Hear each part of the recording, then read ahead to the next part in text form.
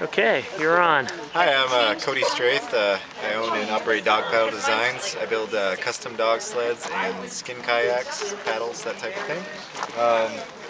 And I'm trying to build sleds that fit the rider and built to the specifications of the people who use the sleds. Which model is this? This is a new sled. I don't have a name for anything. It's a distance racing sled, 6-foot bed. It was built custom for Mike Ellis Okay, we're going to zoom Yukon out. Quest this year.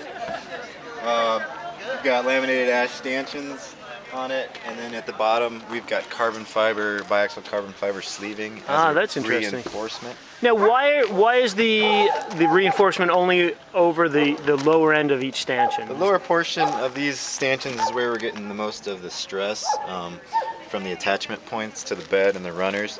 And so in the past years, the failures I have had, which have been few, have occurred in that area, so we're trying to beef that up a little bit. Gotcha.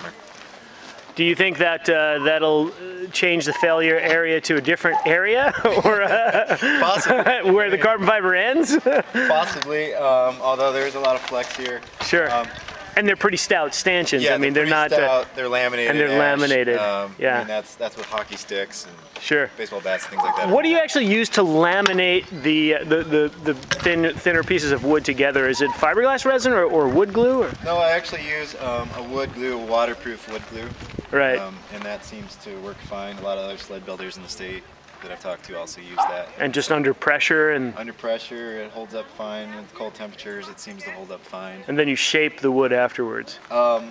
Yes. When I make wooden runners, such as this beefy honkin' sled over here, this is the sprint sled. I actually glue those together on a form, and as I glue them, they take that shape. Right. That's a neat sled. We're going to have some still photos of that up on the website. Also, the finish on this wood, it's not real shiny. Tell us a little bit about what you do to get that really kind of beautiful wood look and finish. I use a boiled linseed oil, and sometimes I use mineral oil as well.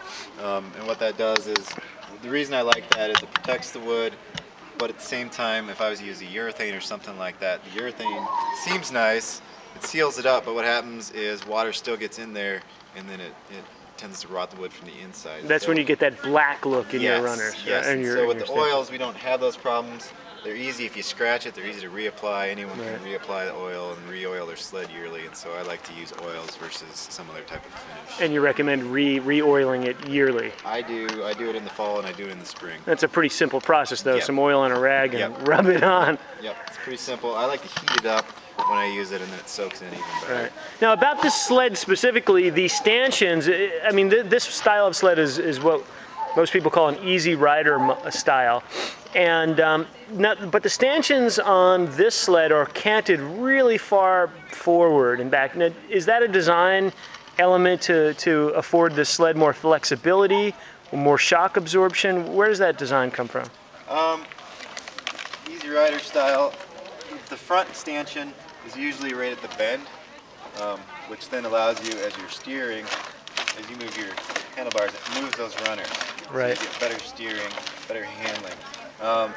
Usually the formula is you've got your back stanchion back here, which on these sleds needs to flex somehow, so that as you go over so that pivots, right. It pivots. Whereas if it was a full stanchion all the way up to the handlebar, it wouldn't do that. It wouldn't pivot, and a lot of times if this was stiff, what would happen is your runner would break right there from stress. Right. But now that that moves, you're taking all that stress through your whole runner. Sure. And then this middle stanchion just needs to be placed about halfway between the front and the back stanchion.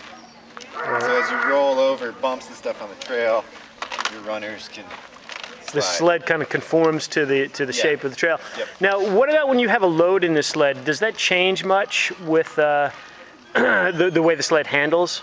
It doesn't a ton. If you're on a good groomed trail, which most people are, it rides pretty much the same. Still steers nice.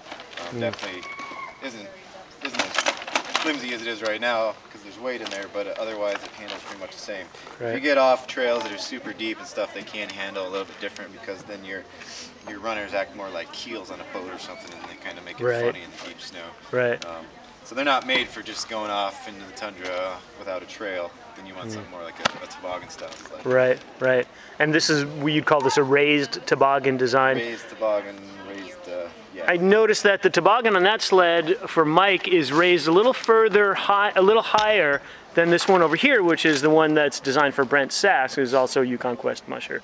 Was that one of Mike's design inputs, or yes, was there a reason for that? I don't believe there was a huge reason, but he came over and helped me, and we just kind of said, "Make it this high." said, how high you want it, Mike? He said, I think we want it this high. So, yeah, cool. That's kind of how we worked it out. We spent a couple days in the shop together and built in the sled that fit what he wanted. Yeah, yeah. Well, they're beautiful sleds, Thanks. Cody. Thanks for showing us them, and hopefully we'll see you out on the trails this winter. All right, thanks. Take it easy.